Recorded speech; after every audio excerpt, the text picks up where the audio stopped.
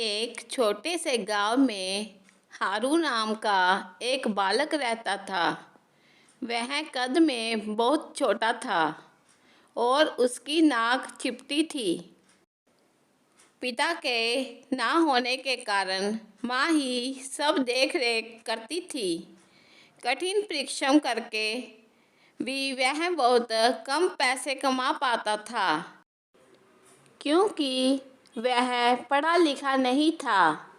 फिर भी उसकी माँ उसे प्यार से पालती थी। हारू धीरे धीरे युवक बन गया। गांव के लोग उसकी चिपटी नाक को लेकर बहुत मजाक उड़ाया करते थे। वह क्रोधित तो होता था, पर मजबूर था। समय बीतता गया। एक दिन उसकी माँ का निधन हो गया। हारू इस पीड़ा को सहते हुए अपनी माँ की याद में रोता रहता था। एक दिन गांव का एक वृद्ध उससे मिलने आया। उस वृद्ध ने कहा, हारू चिंता मत करो, तुम्हारी माँ ने इतने वर्षों तक तुम्हारी इतनी देखभाल की है। अब तुम विवाह कर लो, फिर तुम सभी चिंताओं से मुक्त हो जाओगे। वृद्ध द्वारा विवाह करने की सलाह सुनकर हारू प्रसन्न हो गया। हारू ने वृद्ध से कहा कि वह सोचकर बताएगा। हारू मन ही मन विवाह के सपने देखने लगा, किंतु उसने यह निर्णय लिया था कि वह सुंदर लड़की से विवाह नहीं करेगा, नहीं तो सभी की तरह उसकी पत्नी भी उसका मजाक उड़ाएगी। ऐसा निर्णय लेकर वह दूसरे दिन वृद्ध से मिला।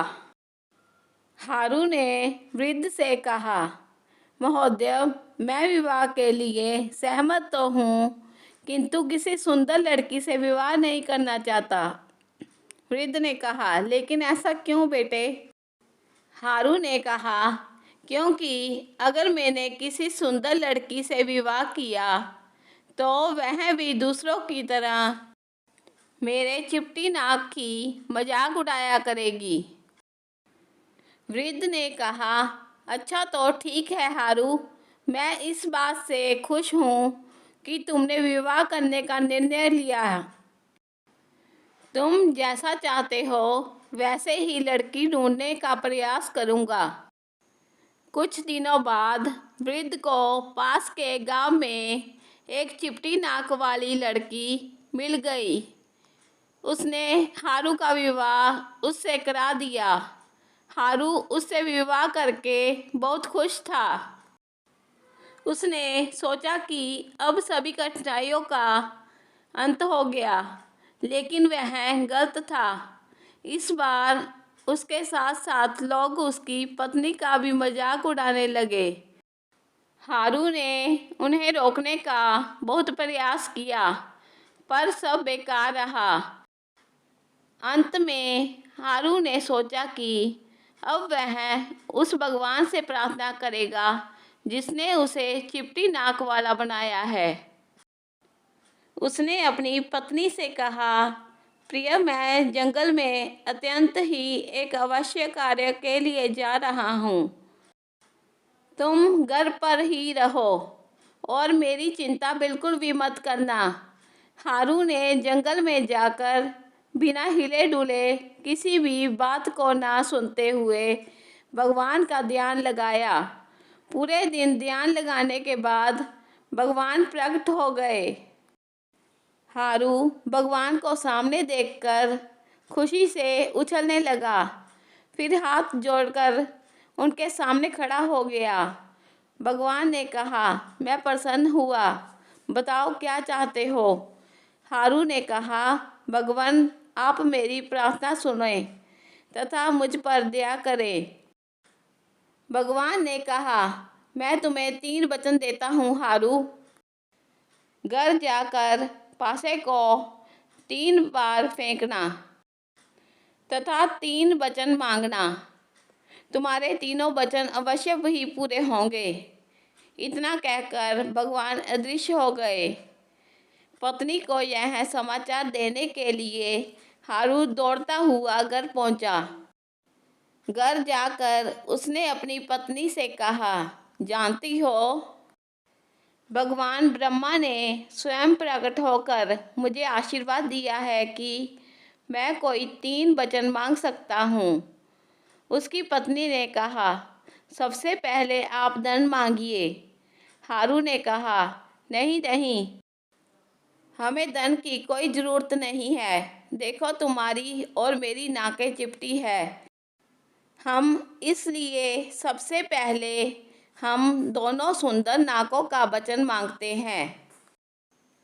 उसकी पत्नी बोली, नहीं नहीं, सबसे पहले आप धन मांगिए। हारू की पत्नी सबसे पहले धन चाहती थी, इसलिए उसने हारू को पासा फेंकने से रोकने का प्रयास किया। इस बात से हारू क्रोधित हो गया और उसने जल्दी से पासा फेंका। हारू ने पासा फेंककर कहा, प्रभु, मैं अपना पहला वचन मांगता हूँ कि हमें सुंदर नाक ही चाहिए प्रभु, और कुछ नहीं, केवल सुंदर नाक ही चाहिए। अचानक उनके पूरे शरीर में नाक ही नाक निकल आई। दोनों हैरान हो गए। हारू ने दोबारा पासा फेंका और कहा, भगवान, कृपा हम पर दया कीजिए। अब हमें यह नाकें नहीं चाहिए, कृपया इन्हें वापस ले लें। तुरंत नई नाकों के साथ साथ पुरानी नाक भी गायब हो गई। हारू की पत्नी ने हारू से कहा, स्वामी, हमने तो अपनी चिपटी नाक भी गंवा दी। अब हम क्या करें स्वामी? हारू ने कहा, 2 वचनों से हमें वह कुछ भी नहीं मिला जो हम चाहते थे। हारू की पत्नी ने कहा, कृपया पासे को फेंक कर आप अपनी नाक वापस मांग लीजिए। हारू ने कहा, ठीक कहती हो, बिना नाक के भी हम इस धन का क्या करेंगे प्रिय। हारू ने तीसरी और अंतिम बार पासा फेंका और कहा, हे भगवान, कृपया हमें क्षमा करें, हमारी पुरानी नाक वापस दे दीजिए। भगवान ने उनकी प्रार्थना सुन ली और उनकी पुरानी नाक वापस आ गई। शिक्षा: अवसर एक बार के बाद दोबारा नहीं मिलता। जो अवसर का सही बुद्धिमत उपयोग कर लेता है, वही सफल जीवन व्यतीत करता है।